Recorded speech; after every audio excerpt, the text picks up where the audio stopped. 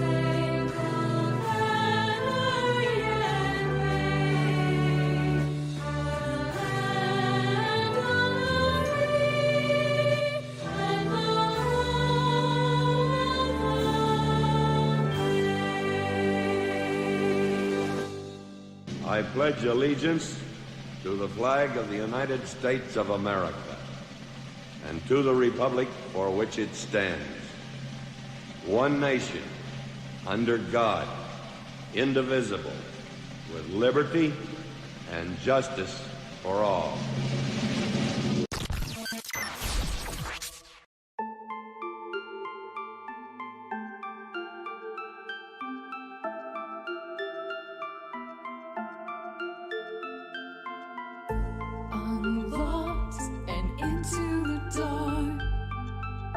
Things are better left unknown, and I'll never find you here, 'cause no one's ever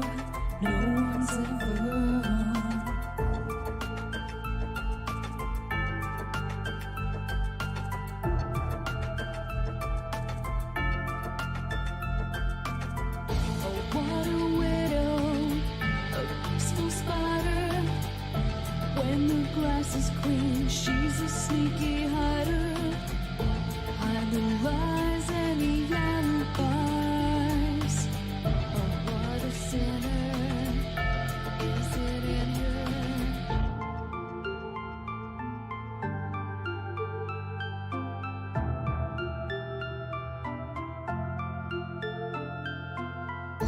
What's the truth in this riddle? Is love really just this simple? I can't seem to find my way in this world that never stays.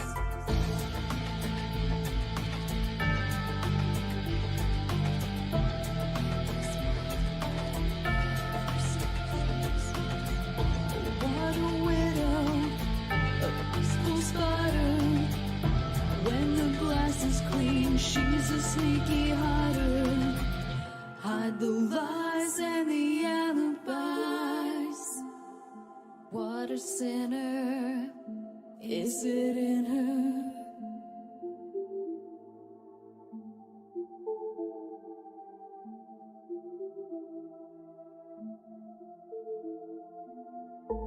Is this real? Just illusion? I'm lost in wonderland of confusion.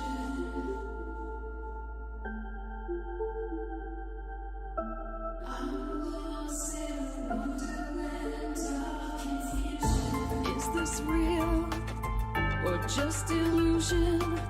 Manifestation or a dark delusion? Is this real or just illusion? I'm lost in a wonderland of confusion.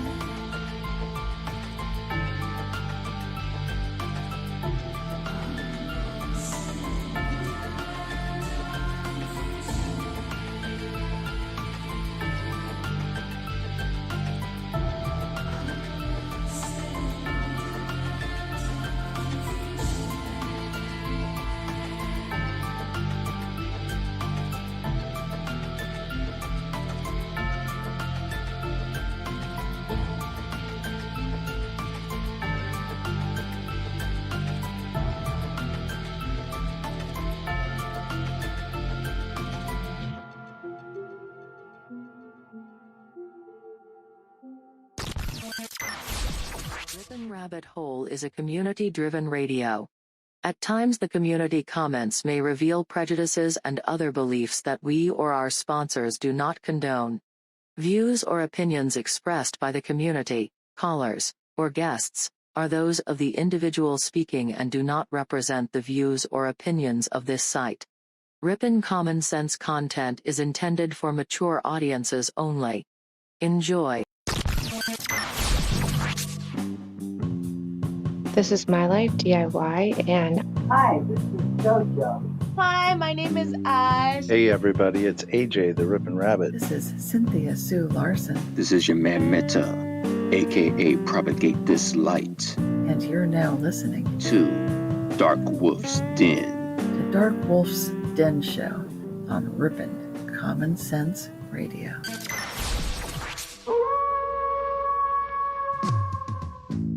Are ghosts real? We had 1,000 hours of continuous communication with the spirit world. Does time travel actually exist? The laws of physics seem to be compatible with time machines. You know, sometimes I wonder about reincarnation. Don't you? A 4-year-old boy in Adelaide, Australia, has told his parents that he used to be Britain's Princess Diana. What would happen if the world found out that aliens were real? I didn't say disclosure would be easy, but what is the alternative? To establish a space force as the 6th branch of the armed forces. We have so many questions and yet so little time, so to have you here, the pleasure is all mine. Coming to you from a secret cave, hidden deep within the wilderness.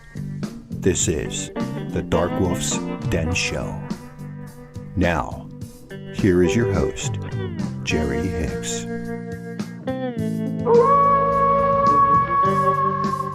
That's right, I am Jerry Hicks, also known as the Dark Wolf, and we are broadcasting live across the multiverse from a secret cave hidden deep within the wilderness of Tennessee. That's right, we're ripping through the electromagnetic soup, tearing through the atmosphere, and tunneling away into your radio like a quantum particle.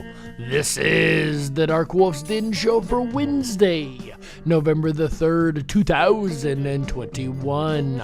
So whether you're on the edge of reality, the edge of the galaxy, or the edge of your seat, we're glad you chose us to be right there with you. Tonight, ladies and gentlemen, we continue our State of Mystery series as we travel to the great state of Maryland. And for those over on the YouTubes looking at the splash screen over there, no, that is not somebody skiing off the side of the M. In Maryland. That is actually the shape of the state, and that is not even anywhere near the weirdest part about Maryland, ladies and gentlemen. From UFOs to cryptids, ghosts, and so much more, Maryland is yet another state of mystery, and we'll get into all that and more here in just a moment. But first, let's go ahead and check our chat rooms, both on the Dark Wolf's Den Show and the Ripon Rabbit Hole YouTube channels, and see what you guys are doing over here. Quite a few of you guys stopping in now. I was starting to wonder there for a moment if anybody was actually going to drop in and say hello or just hang out listening. Welcome to everybody. Michael Fontaine, first in the chat room, says, "Oh yeah, I was stationed there also. APG AIT." That's pretty cool, Michael. So you've had some experience in Maryland. Had any paranormal experiences in Maryland, my friend? Alvy Yarder, I do apologize. I said, good to see you, Elves, over in the chat room. Just realized I'd misspelled that. Great to see you. Alvy Yarder says, hello, everyone. Hello, Elva. Go-Kart Bob, good to see you. Says, zap. All right. Short show? No, sir. That shortened intro just means we've got a whole lot more to cover, my friend. Same length. A lot more information. Who else we got here? Raider Champion dropping in the Wonderland link. I appreciate that, bud. Our amazing theme song by Chick, the Chick Mandela Effect, and Michael Musco in the instrumentals over there. Sandy B says, hi, everyone. Hi, Sandy B over in the Ripon Rabbit Hole chat room. Over in the Dark Wolf's Den Show chat room, JoJo's waving in with a hello. Boiling Frogs, ain't seen you in a while, my friend. Good to see you. Says, hey, Jerry and JoJo's. Hey, Boiling Frogs, good to see you, bud. It's great to see every last one of you guys here. You guys ready to have some paranormal fun tonight? And whether you're listening on YouTube or on Ripon Rabbit Hole Radio in one of the 29 countries that we broadcast to, we appreciate every last one of you guys being here with us. And before we can get into the state of mystery of Maryland, of course, we have two more fun little segments to do. The first of which we call Today in History. On this day in 1955, Carlton E. Schwert and Fred L. Schaefer, two scientists, announced they have crystallized the pure polio virus, meaning they can better determine the virus's chemical and biological properties, something that, as of yet, they have failed to do with the current coronavirus. Trust the science, right? Trust the science they don't have. Anyway, they figured it out with polio on this day in 1955. And that is today's segment of Today in History. And from that work, they were actually able to create a real vaccine, unlike this gene therapy that they are trying to pass off today as a vaccine, something that doesn't even meet the true definition. That's why they had to change it. And that goes to show how crazy they are. And that brings us to our next crazy segment, a segment which we call Say What? Thank you, Stewie. God, I love that audio bite. Anyway, ladies and gentlemen, our quote of the day today comes from the great John Lennon. He says, and I quote, "Our society is run by insane people for insane objectives. I think we're being run by maniacs for maniacal ends, and I think I'm liable to be put away as insane for expressing that." End quote. And once again, that was John Lennon. So even in his day, things were incredibly crazy, and even he couldn't have imagined the tyrannical craziness like we're dealing with now. Anyways, ladies and gentlemen, that is today's segment of Say What? And speaking of crazy, our episode last week of Maine could not have been any creepier. I could not have chosen a better state to have done at the time of Halloween. The timing of these things is just insane because, as you guys know, we've been going in alphabetical order. So perhaps the state of Maryland will be, at least a little bit as spooky as the state of Maine. And we'll find out here in just a minute how crazy the cryptids are. Ladies and gentlemen, welcome back our good buddy, Mr. Ben Miller. Ben, tell us about the cryptids of Maryland, bud. Let's start with a controversial one, since there are a few places that claim it makes the state its home.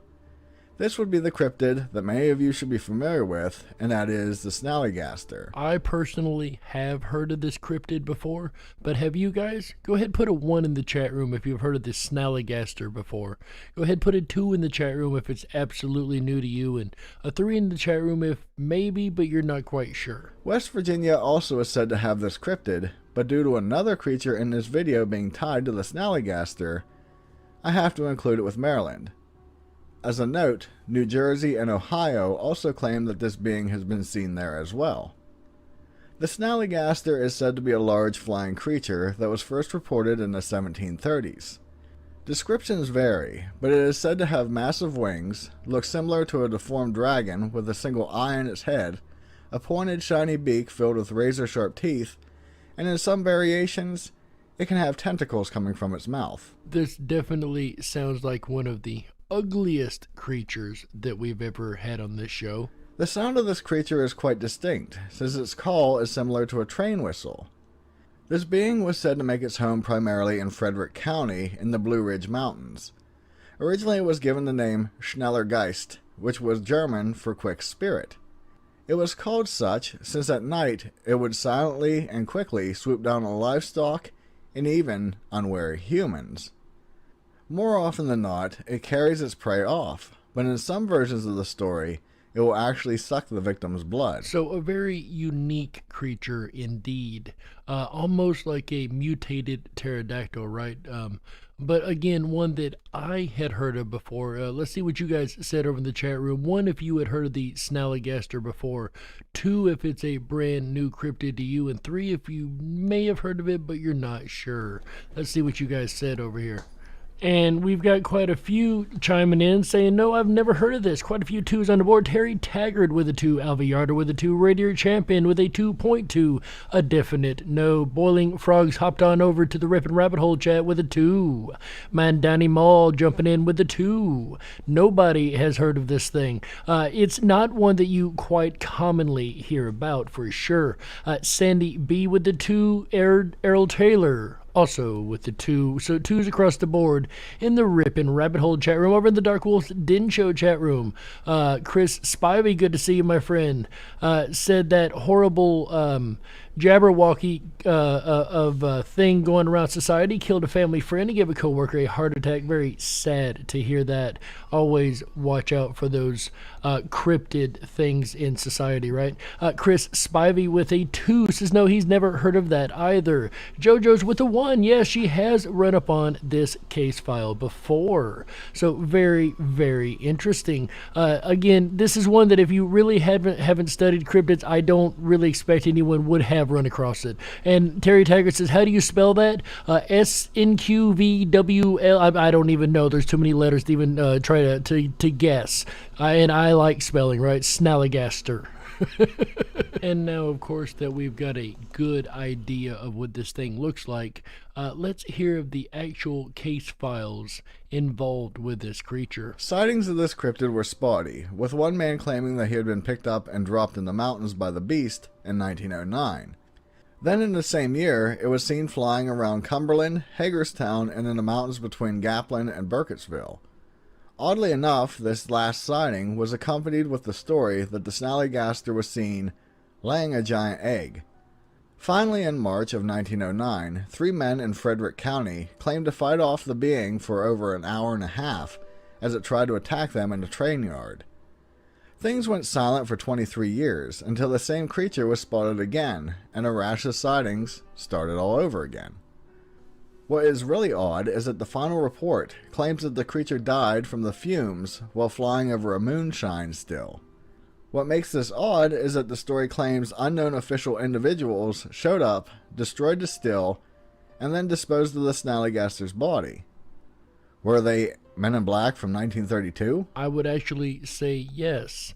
Not the Men in Black we would traditionally be used to seeing, but anti-moonshiner government agents just the same. One way to ward off the Snallygaster was to put a 7-pointed star on a barn, which you can still see variations of to this day. However, in a rare twist, this story goes from odd to downright strange, since the Snallygaster also has a mortal enemy that is also a cryptid, the Deweo.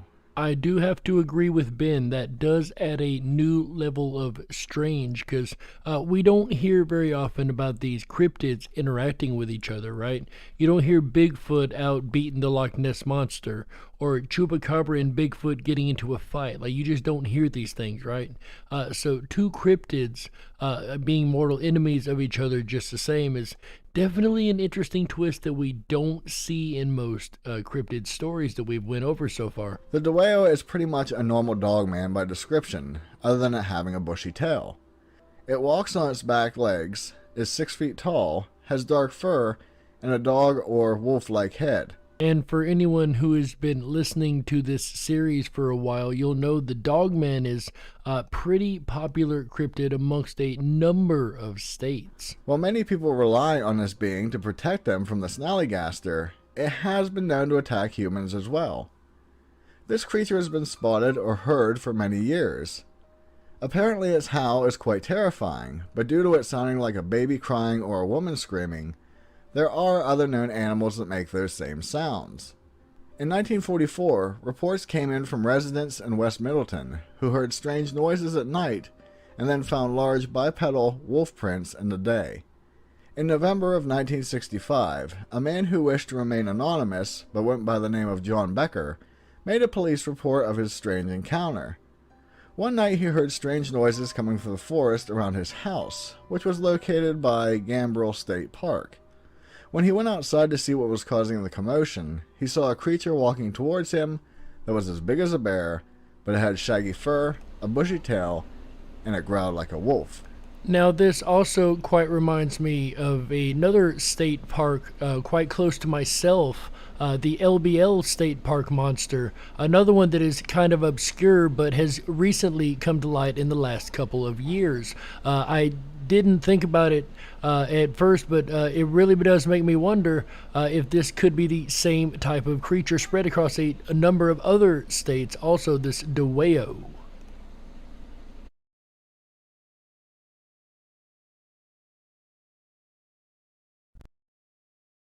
And now, of course, that we've got so far. The Deweo is pretty much a normal dog man by description, other than it having a bushy tail. It walks on its back legs, is 6 feet tall, has dark fur, and a dog or wolf-like head. And for anyone who has been listening to this series,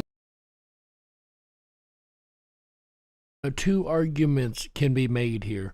The argument that it's just one and the same creature, and it's gotten older, and like as dogs get older, for instance, their fur changes color.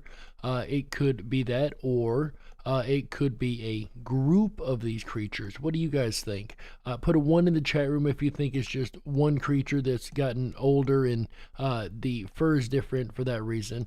2 in the chat room if you think it's like a family of these things, a group of these creatures. 3 if you're completely unsure. Even more interesting, in 1978, 2 park rangers near Cunningham Falls saw this creature as well. As a bit of a twist, the lore behind this creature is that it is known as a Hexen wolf. Sorry about that, guys. I don't know what happened. Looks like we had a little network burp there. My apologies. It is said that the 7-pointed stars painted on barns to dissuade the snallygaster are actually a symbol of the wolf. From what I can tell, apparently the Deweo is capable of killing a snallygaster. Now, the introduction of the 7-point star in this story is really an odd twist, right? Because apparently it's a warning to the snallygaster that the Deweo is in the area, right? That they're welcome in that spot because they need the snallygaster to be run away. Really interesting. It's just, again, very unique to the state, something we don't see or haven't seen in previous type case files of cryptids. But let's see what you guys said over here about the Deweo and whether or not you think that it is the same creature that had grown older and had changed fur color. That was 1. 2, if you think it's just a series or a family of these creatures, more than one. And 3 in the chat room if you're unsure. Let's see what you guys said over here. Okay, looks like we've got a little network issue we had there. I do apologize. Hopefully we're coming in a little bit better now. Over here in the chat we've got Terry Taggart with a 1. It definitely could be one in the same creature. 3 from Alviator, not quite sure. Errol Taylor with a 3. Sandy B also with a 3. The Deweo, you know what? That's another one I don't know. D-U-W-way ow. Deweo. I couldn't even dare to guess the way to spell half these cryptids, right? Michael Fontaine with a question mark. Chris Spivey with a 2. No, definitely different creatures altogether. 3.4 for Earth Daughter, definitely way out of the ballpark of not sure.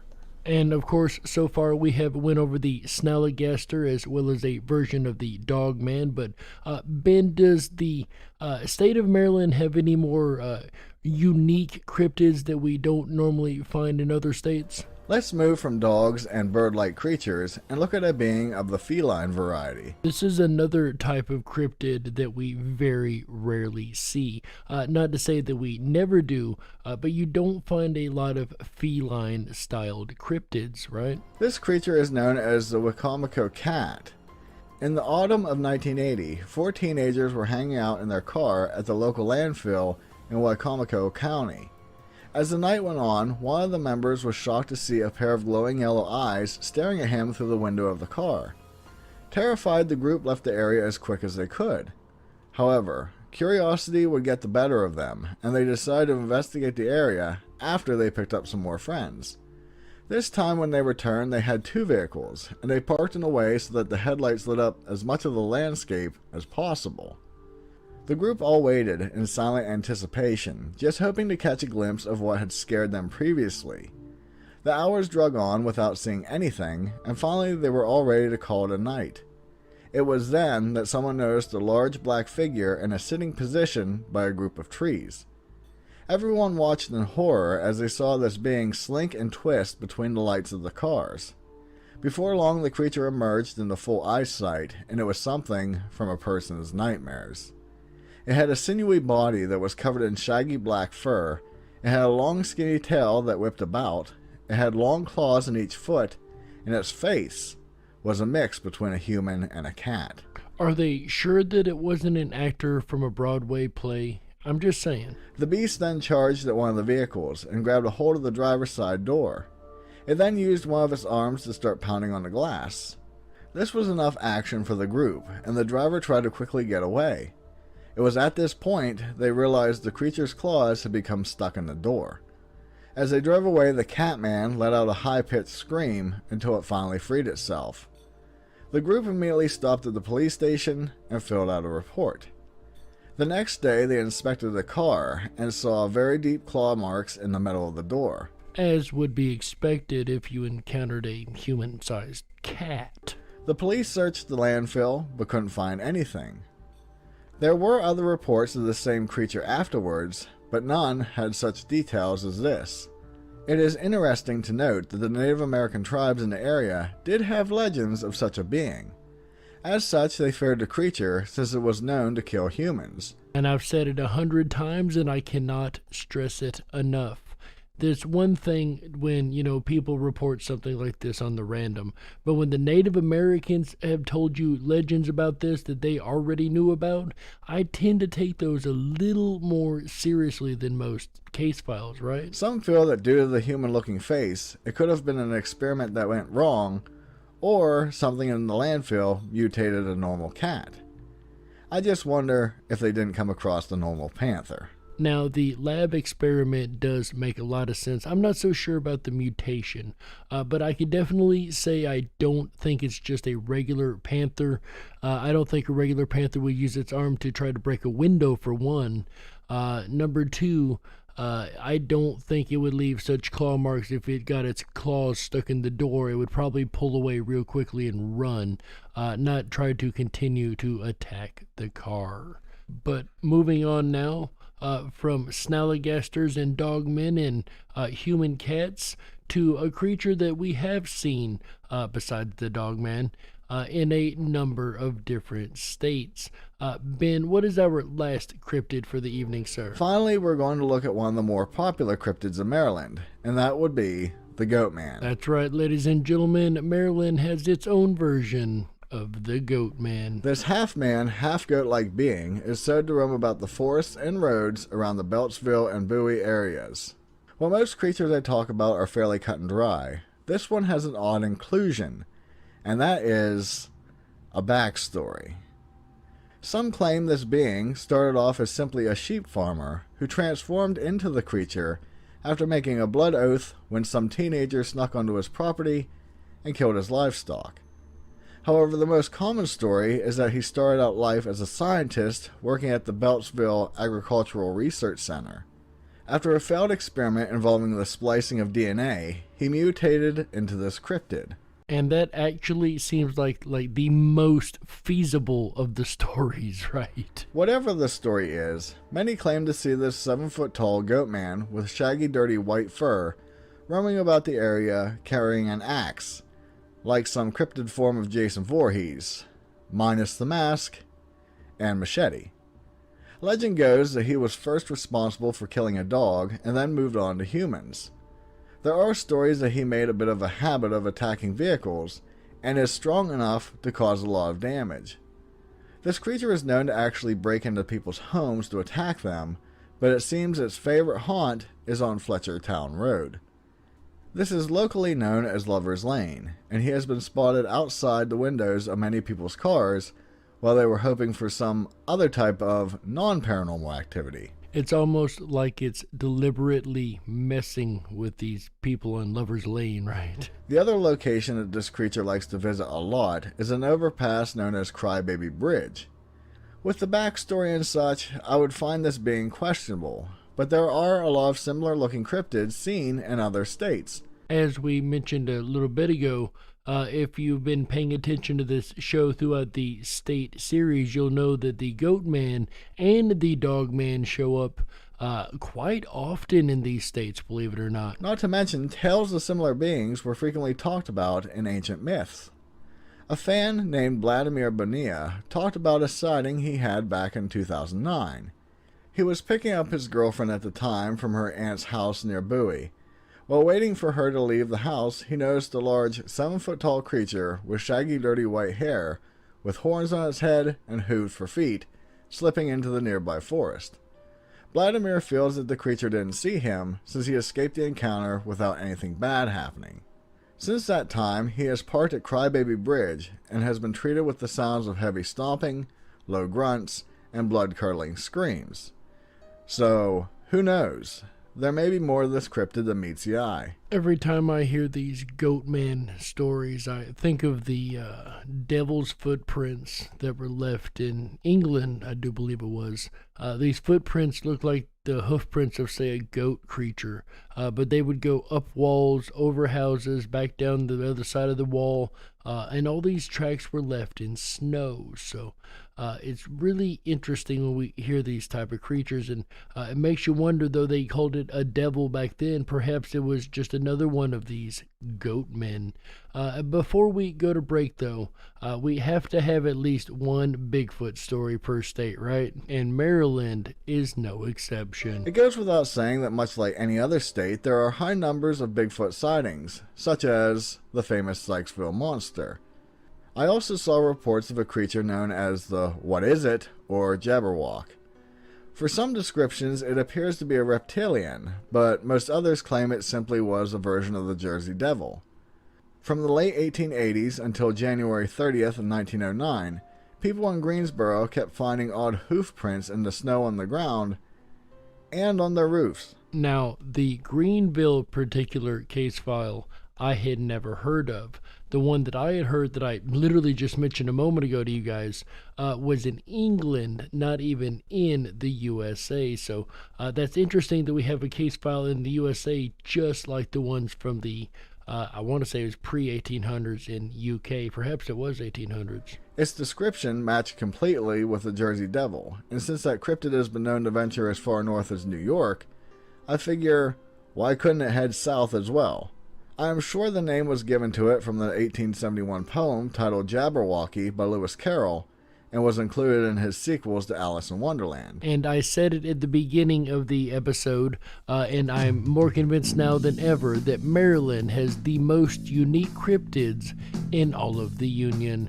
But you guys know, ladies and gentlemen, that music means we have to go ahead and take a network break right here. So my name is Jerry Hicks, also known as the Dark Wolf, and you're listening to the Dark Wolf's Den radio show exclusively on Ripon Common Sense Radio Network, the Ripon Rabbit Hole.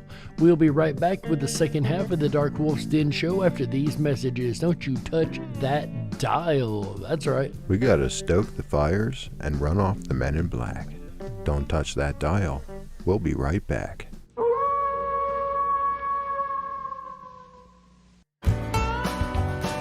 Oh yeah, that howl means your weekend has begun. Hi everyone, it's AJ the Ripon Rabbit. Are you enjoying tonight's Dark Wolf's Den radio show, State of Mystery for Maryland? I know I am. If you are and you haven't done so already, please make sure to thumb up that video, hit that subscribe button, and ring that bell. You'll get our notifications every time we go live. We're here every Wednesday, Thursday, Friday, Saturday, and Sunday nights, bringing you the very best of Common Sense Radio the Ripon Rabbit Hole. Jerry Hicks and the Dark Wolf's Den Show will return again tomorrow night, Thursday, November 4th. As the Freedom Flame series continues, he's going to be addressing To the Republic.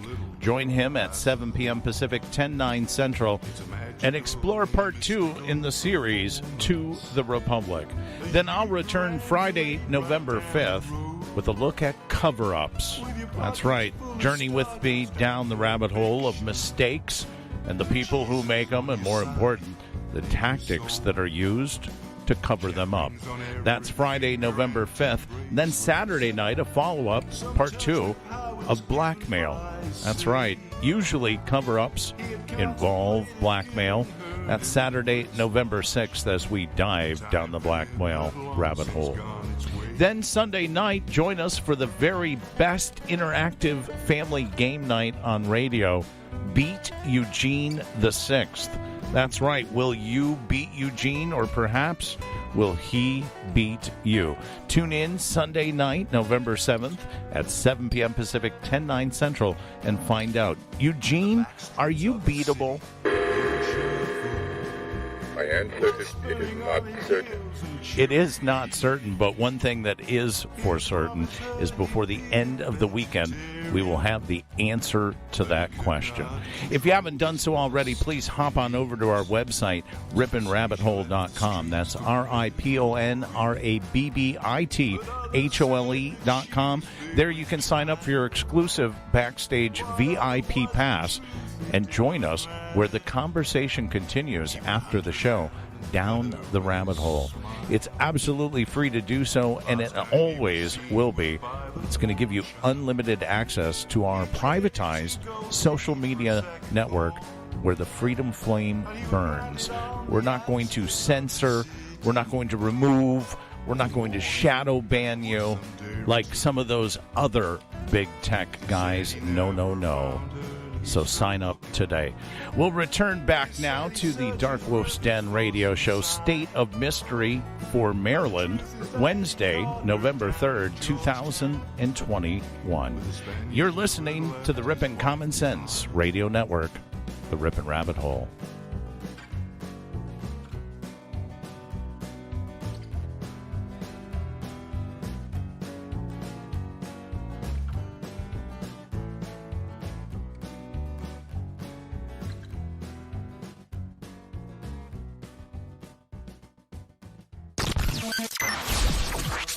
Reestablishing multiverse connection.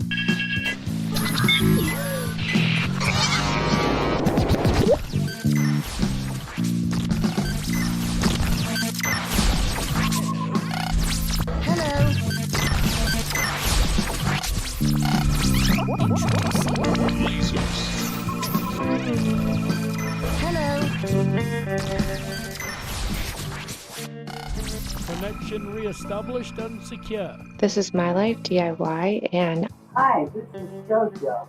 Hi, my name is Oz. Hey everybody, it's AJ the Ripon Rabbit. This is Cynthia Sue Larson. This is your man Meta, aka Propagate This Light. And you're now listening to Dark Wolf's Den. The Dark Wolf's Den Show on Ripon Common Sense Radio.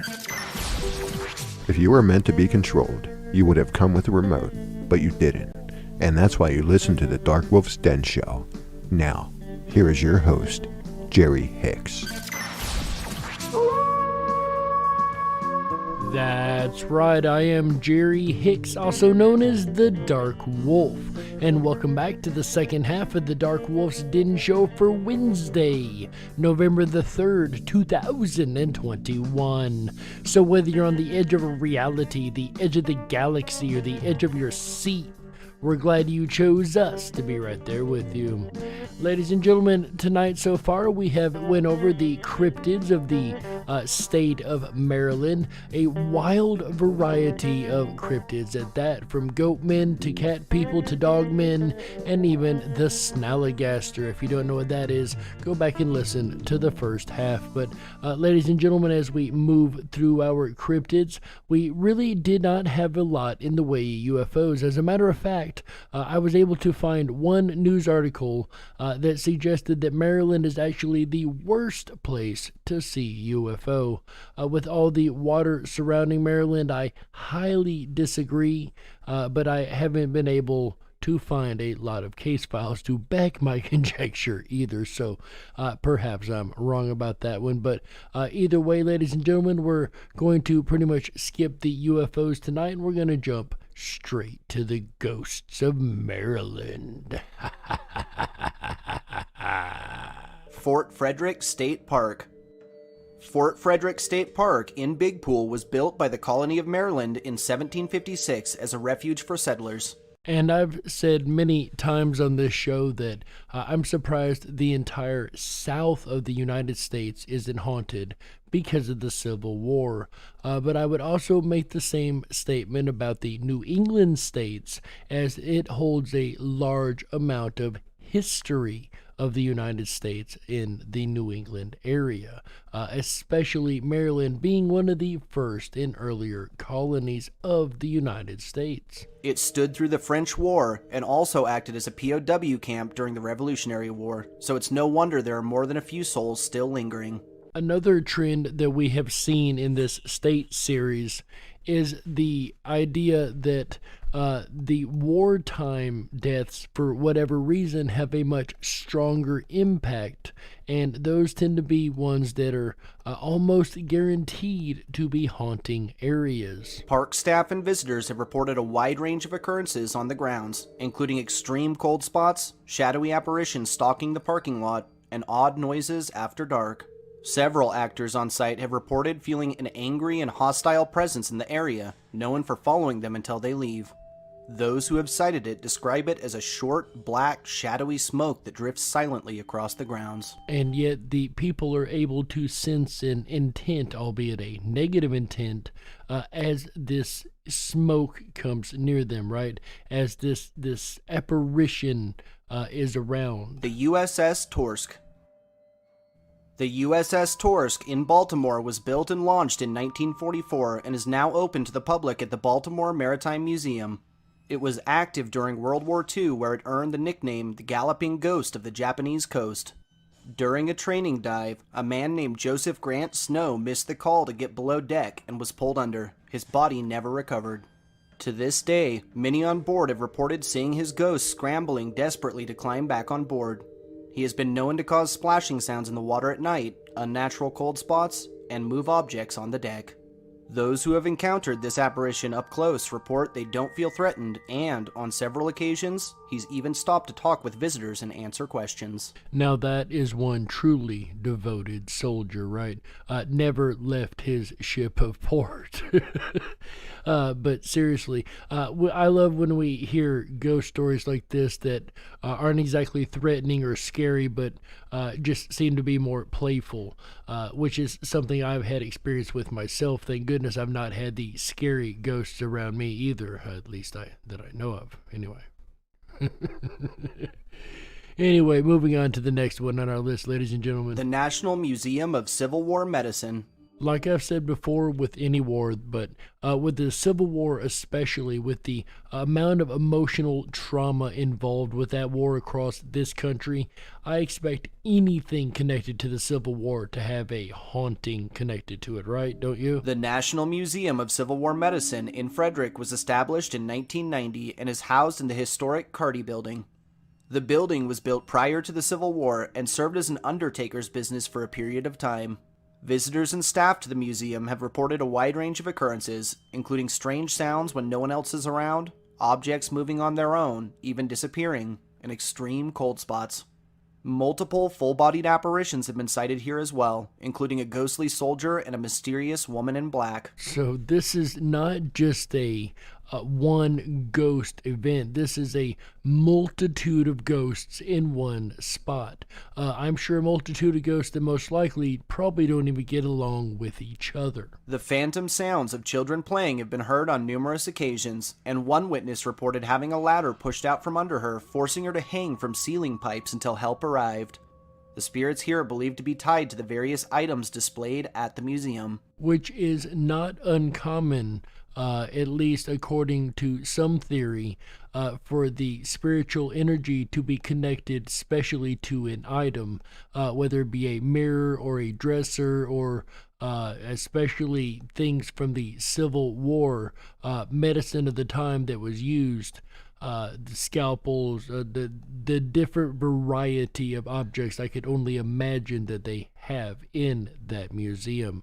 And it's not the only museum on our list tonight, interestingly enough. The Edgar Allan Poe House and Museum.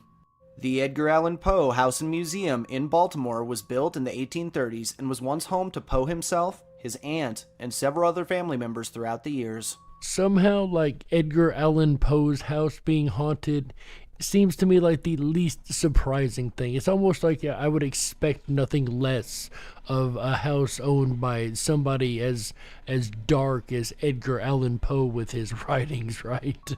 Though the spirit of Edgar has never been sighted, it is, in fact, rumored to be haunted. The apparition here appears as a tall, heavy-set woman in clothing from the 1800s. She has been sighted throughout the house and is believed to be responsible for opening and closing doors and windows, turning lights on and off, and turning on faucets. Which sounds harmless, but when the bill comes in, could you imagine trying to tell your water company, no, I didn't use all that water, the ghost won't quit turning stuff off, right? Also reported are objects moving on their own, extreme cold spots, footsteps in empty rooms, and the inexplicable feeling of fear. Many have also reported what appears to be a ghostly lantern or candle bobbing through the halls at night. All jokes aside, guys, this really does intrigue me as a case file, because if you hear like the Edgar Allan Poe House and Museum, you expect you're going to hear Edgar Allan Poe's ghost, right? And they very explicitly said that has not been seen here, amazingly enough. It is different apparitions that are there, a female apparition at that. So it makes it a little more believable to me, right? Instead of just saying it's Edgar Allan Poe's ghost, it's not his ghost, it's someone else. So even though it's in his house, I'm more inclined to trust that case file. Another thing you can trust with these case files in these ghost episodes, or ghost portions of the state episodes, I should say, is the fact that we will have a haunted college of some type. And this has been true for every state that I can think of so far. I do apologize we weren't able to get to the haunted colleges episode during the Halloween season as I had planned, as we had a couple schedule changes there. And when we get to the State of Mystery series, perhaps we'll pick up on the random paranormal again. But once again, there is a haunted college in Maine. It's not the type of college we normally hear about, though. The United States Naval Academy. The United States Naval Academy in Annapolis was founded in 1845 on the site of what was formerly Fort Severn, making the entire campus a historic landmark. In 1905, Lieutenant James Sutton was found naked, beaten, and shot. Several claimed he went insane and killed himself, but family and friends thought this impossible, and it's believed that his killer was never found. Well, I highly doubt he beat himself, let alone took himself out. I could be wrong, I don't know the person, but just the same, it's a traumatic incident, whether he did it to himself or whether it is what it is believed that it was done to him. That is definitely a traumatic incident. We know incidents like that, more times than not, cause a haunting, right? His spirit has been sighted on multiple occasions wandering the grounds, a lost look on his face. He's been known to float above those sleeping, materialize through walls, and even peek in windows. So this is definitely not a friendly haunting like the first one we heard by any means, right? But he's not the only ghost on the grounds. In 1792, when it was still Fort Severn, Naval Commander John Paul Jones died and was eventually interred in the Academy Chapel after years in an unmarked grave. He has been sighted in his old uniform and has been known to cheerily wave at those who visit.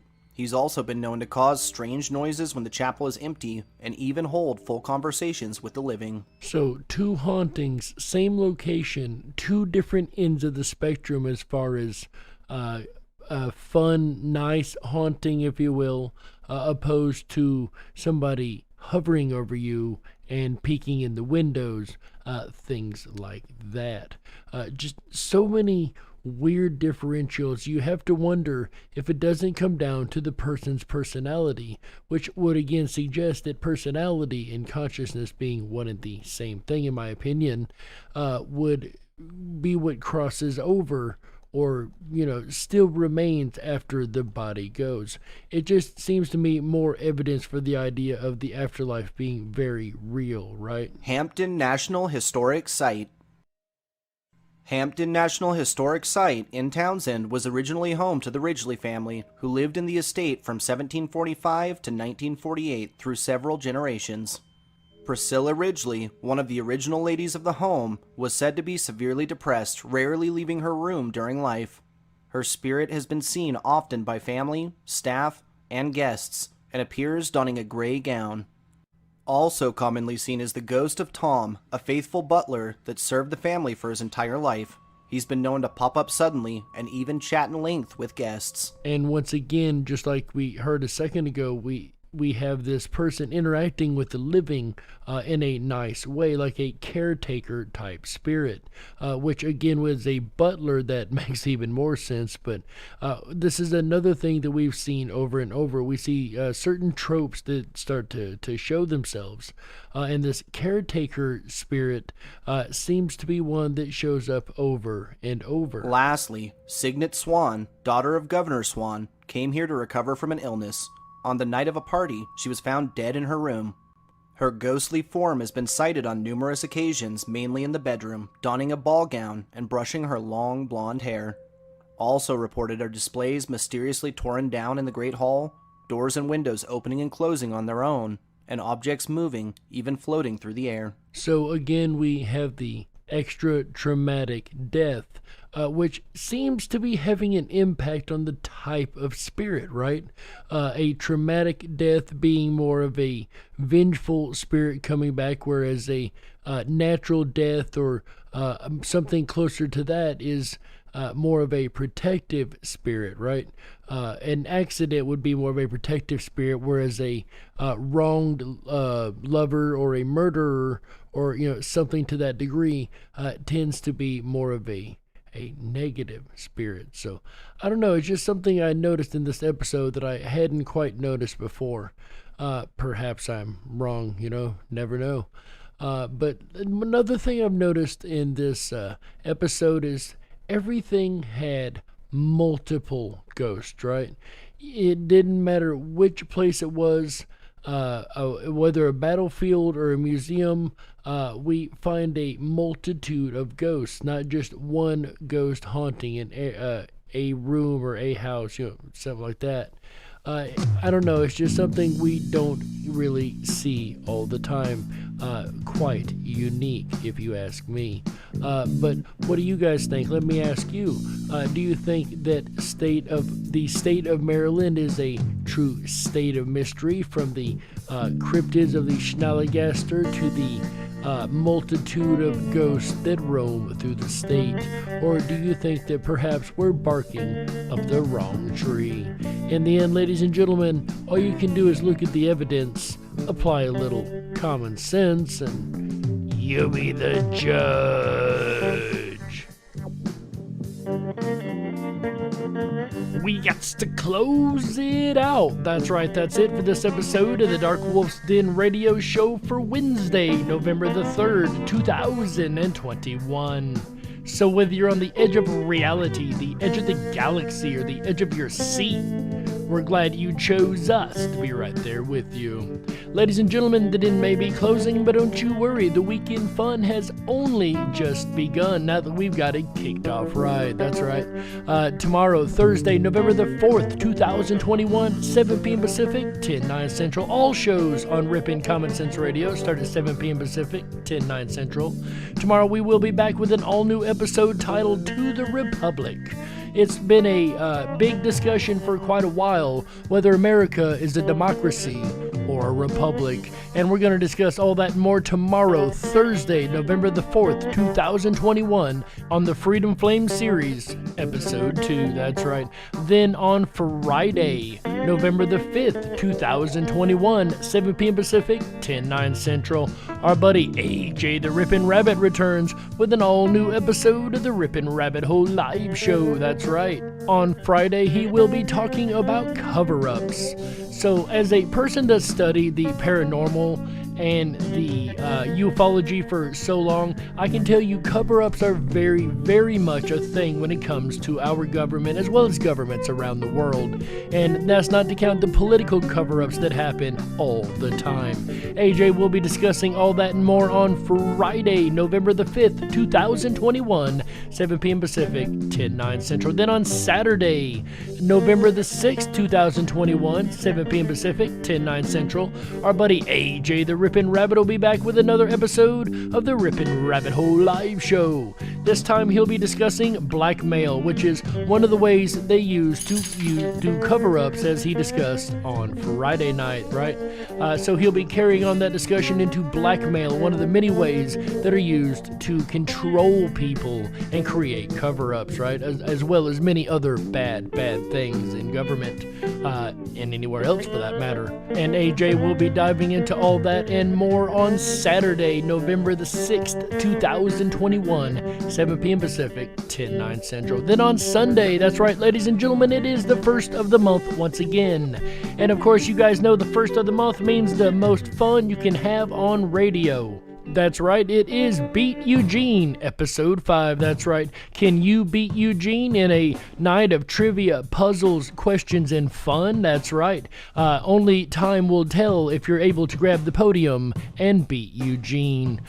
Personally, I definitely will be trying. We'll see how far Jerry gets, but we will definitely be playing Beat Eugene on Sunday, November 7th, 2021 at 7 p.m. Pacific, 10/9 Central. And that will round out the weekend here at the RiponRabbitHole.com, Ripon Common Sense Radio. And speaking of the RiponRabbitHole.com, make sure you hop on over to the RiponRabbitHole.com and sign up for your free Backstage Pass. That is going to get you access to all of the rest of the fun features on the Ripon Rabbit Hole. That's right, like the 24/7 Backstage Lounge, where we played the Tuesday night videos last night. That was a lot of fun. I was able to get up on the board, but nowhere near our 5-time champion, however many time champion, Miss Sandy B. So congratulations, Sandy B, once again winning the Tuesday night videos mystery box edition. That's right. Also, while you're over on the RiponRabbitHole.com, make sure you drop down the rabbit hole. That's right. And join our social media network over there. We have a social media wall that is a lot less censored than Facebook and Twitter and all those garbage sites that everybody uses, right? So come on over, drop your information down the rabbit hole and share it with the rest of the rabbits, where we will not be censoring your info. That's right. Also, there is always breaking news. As a matter of fact, there's a brand new article up on the front page of the RiponRabbitHole.com about the exposure of Ripon Press. That's right, the vote manipulation that was occurring on their website. Really good article. I would suggest going and check it out, ladies and gentlemen. And there's always new news articles up on the site. Anytime there's something going on, we keep you up to date every day. That's right. And while you're scrolling down to the front page, you're also going to find, as well as different stories we went over before, a large plethora of recipes, a lot of them looking kind of seasonal right now. But if you're at a time in the week when you're looking for something for dinner and don't know what to make, come on over and check out the RiponRabbitHole.com. You might find some recipes that you enjoy. So from recipes to chat rooms to social media walls and even news, we've got everything you need at the RiponRabbitHole.com. That is RiponRabbitHole.com. That's right, ladies and gentlemen. And that's going to do it for us tonight. So on behalf of AJ the Ripon Rabbit, Chick Mandela Effect, Michael Musco, Walt House, everyone involved in Ripon Common Sense Radio, as well as our amazing mod team and Tom Bayless from Red Shed Studios. Get down with it, Tom. If you're looking for a custom soundtrack for your next project, check out Red Shed Studios. Links in the descriptions. On behalf of all these folks, my name is Jerry Hicks, also known as the Dark Wolf. And remember, until next time, stay awake, but dare to dream. That's right. Let's go, Brandon. Bye, everybody.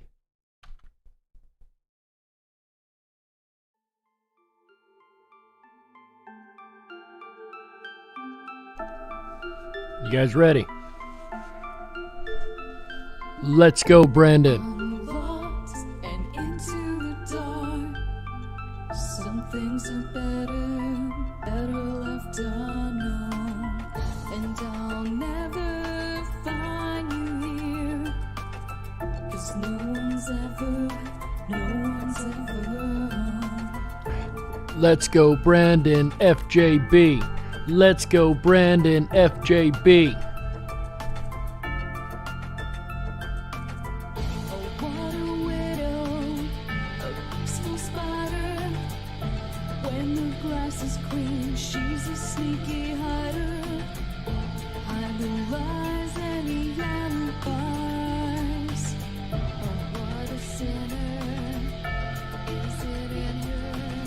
Let's go, Brandon FJB. Let's go, Brandon FJB. Let's go, Brandon FJB. What's the truth in this riddle? Is love really just this simple? I can't seem to find my way in this world that never stays. Let's go, Brandon. Let's go, Brandon FJB.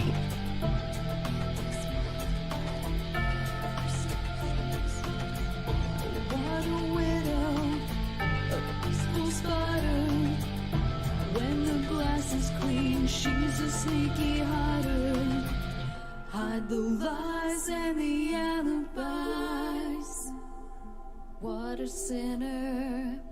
Is it in her? Let's go, Brandon. Let's go, Brandon FJB.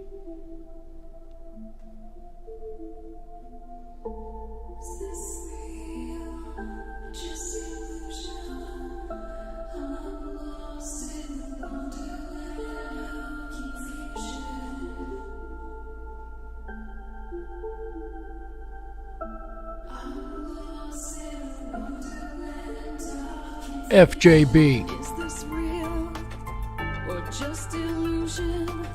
Manifestation or a dark delusion? Let's go, Brandon. Is this real or just illusion?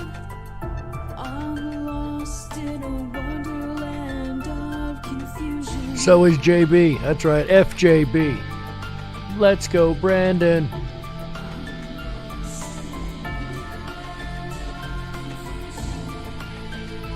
That's how he lives permanently, actually.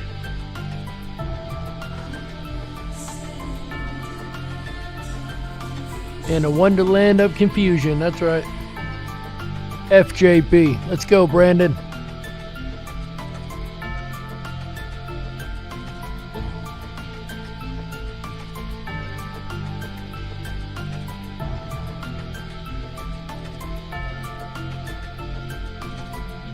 Make sure you're out there hunting this season, ladies and gentlemen. Get all the deer you can before the government does. At least that's my opinion, anyway.